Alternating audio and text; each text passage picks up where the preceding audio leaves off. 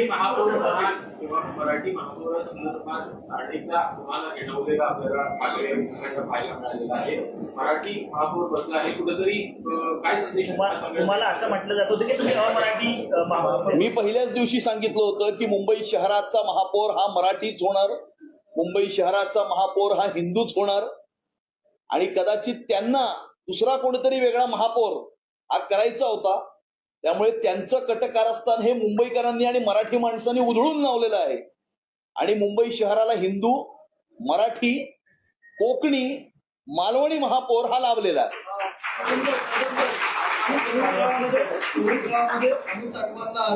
अनेक काळातले घोटाळे बाहेर करताना पाहायला मिळाले. मुंबई महानगरपालिकेवर तुमची सत्ता आलेली आहे, महापौर तुमचा आता बसलेला आहे. जेव्हा पहिली महासभा होईल, या पहिल्या महासभेमध्ये 5 कार्यक्रमांमध्ये काय प्रमुख कार्यक्रम काय कार्यक्रम असतील तर ते आमचे महापौर, उपमहापौर, सभागृह नेते हे जाहीर करतीलच.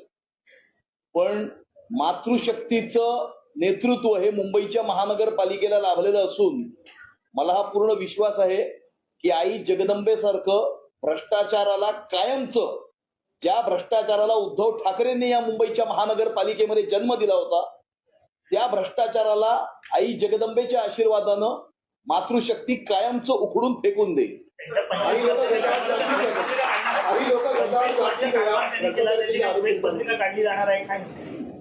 25 वर्षाच्या कारभाराची श्वेतपत्रिका चार्जशीट मध्ये आहेच, त्यामुळे आम्हाला काही वेगळी चार्जशीट करायची आवश्यकता नाही.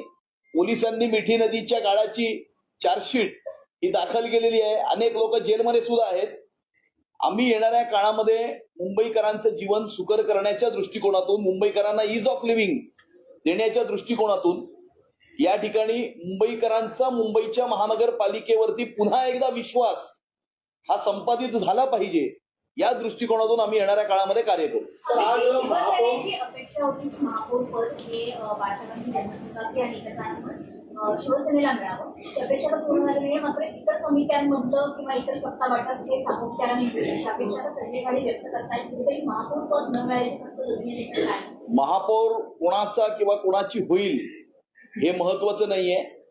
आम्ही या निवडणुकीला महायुती म्हणून सामोरं गेलो होतो. आम्ही आधीच सांगितलं होतं की महायुतीचा महापौर या मुंबईच्या महानगरपालिकेवरती विराजमान होईल. निवडून आल्यानंतर आम्ही हे सांगितलं होतं की 118 नगरसेवक आणि नगरसेविका जे निवडून आलेले आहेत त्यांच्यापैकी एक कुणीतरी महापौर होईल. त्याचप्रमाणे त्या 118 पैकी महापौर झालेले आहेत, उपमहापौरही झालेले आहेत. आणि त्यामुळे कुठल्या पक्षाचा महापौर किंवा उपमहापौर होईल ह्याच्यापेक्षा महत्वाचं मुंबईच्या महानगरपालिकेला भ्रष्टाचाराच्या विळख्यातून बाहेर काढणं, मुंबई शहराची प्रगती घडवून आणणं आणि मुंबई शहराची सुरक्षितता अबाधित ठेवणं हे क्रमप्राप्त आहे. कारण भारतीय जनता पार्टीचा कार्यकर्ता कुठलंही सत्तेचं स्थान किंवा अधिकाराचं पद प्राप्त करण्याकरता काम करत नाही. आम्ही समाजामध्ये उभ्या असलेल्या शेवटच्या माणसाची सेवा करण्याकरता काम करतो.